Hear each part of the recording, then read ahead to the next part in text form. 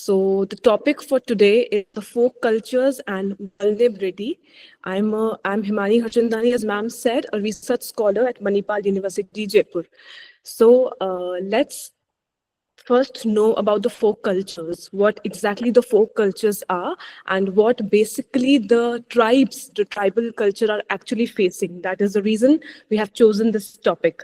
So the folk cultures, as we all know, that they are the traditional practices, they are the customs or belief of a particular community. If we look at the Rajasthan, because I believe we all are from all over India, but if you look at the Rajasthan, we know the culture, the beautiful customs that we all held. For example, the paintings, the dances, the Rajasthani dances, and all the stuff that we all go through in all our functions. So these are the folk cultures which make our community, our rituals very special.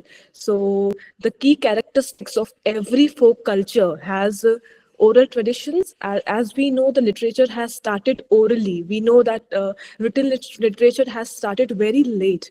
So the oral traditions of any community, like the songs that we transmit, the stories the myths that we transmit to each other. So these are the oral traditions which include in the folk culture, and every folk culture has the different traditions and the different rituals which make them special, and which actually they are passed through generations to generations. And the reason of choosing this topic is because we know westernization has strongly gripped us, and we are so into the Western culture that we even forgetting our own roots. If we look at India, we have more than thousands of communities, thousands of tribals, but we have no idea the beautiful folk culture, the beautiful embroidery, the weaving. If we look at it, which I will be showing in to all of you in the next slide, you will be amazed by the beautiful culture that our India holds in every community, be it Rajasthan, be it Northeast India, be it Kashmir. The tribals, the communities that we have, they are incredible. So the folk cultures also have local traditions and practices. As I told you, the festivals, if we look at Rajasthan, we have Ghumar dance, we have Rajasthani paintings, folk cultures. So these, if you look at the craftsmanship, if you look at the Northeast India, the Bodo tribe of Assam, if you have heard about it, there's a tribe of Bodo. In Assam, they really they are well known for the weaving part, and the most beautiful thing is that the women of that place is actually very dominating. I mean, the main source of income is because of the women at that area in the Northeast India. So the woodworking, they are actually unique, a very unique thing which add a beautiful luster to that culture.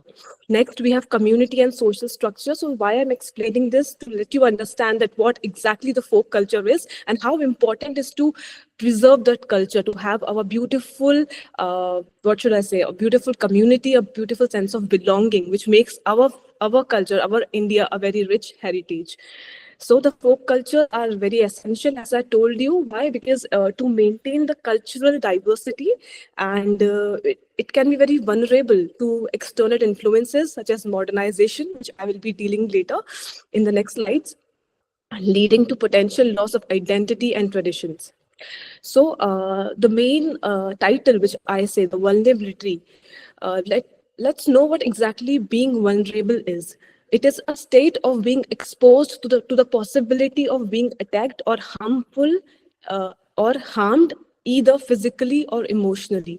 So as I mentioned in the previous slide, what exactly folk cultures are and how they are actually vulnerable. This is what my research or my webinar is all about. So in today's era, we know that people are moving to the cities for have a better income or better lifestyle. So we are actually forgetting our roots. How we are forgetting our roots? Because obviously, if you look at the beautiful embroidery, if you look at the beautiful things that these tribals do, not in Rajasthan, in all over India, as I told you, there are more than 1,000 tribes. If you look at it, if you really go to if you even have 1 hour in a day, if you read the beautiful folk literature in every city, in every state, you will be amazed by the the rich heritage that we hold. So these folk cultures, they are vulnerable due to several factors, which include globalization. As I told you, we are moving towards the westernization, which can lead to the loss of traditional practices and the cultural identity. We are losing our identity. There are environmental changes also, which playing a significant role. That is also the role that they are moving to the west, or they are coming to the cities, contributing to the erosion of languages and social cohesion. Economic pressures, because obviously we know that we need a good income to sustain a good life, and there we don't have that much of economically empowered people that we have in the cities. So economic pressures, they're also main reason which force communities to abandon their traditional livelihoods, further endangering their cultural heritage. So in a nutshell, what are the factors of vulnerability? They are the globalization and cultural homogenization, environmental changes, as I mentioned, economic pressures, and the disappearances of the language.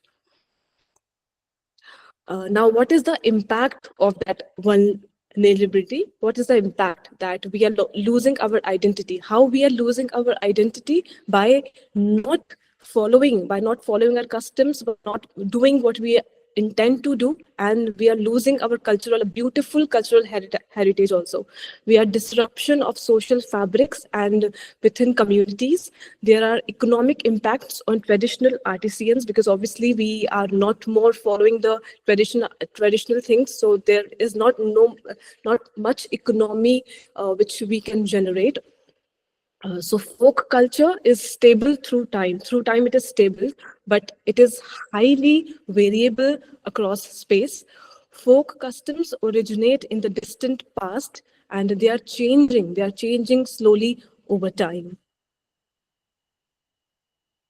So I have taken some of the schemes. There are many schemes that government has launched to preserve and to promote language. So these are the some preservation efforts, or these we can say these are the some zonal cultural centers in all over India. For example, there is in Patiala, there's Nagpur, Udaipur. So these are the centers, and what they do, they launch some schemes to preserve and promote our language, our folk dance, our art, and the culture of tribals. Okay, so these is ZCC. It's a short form of zonal cultural centers, and they organize within every month, or very shortly, they organize cultural activities and programs to enhance, to preserve these folk cultures in the country on a regular basis. So let's know about it one by one. First is award to young talented artists. This is a scheme which is carried out to encourage and to recognize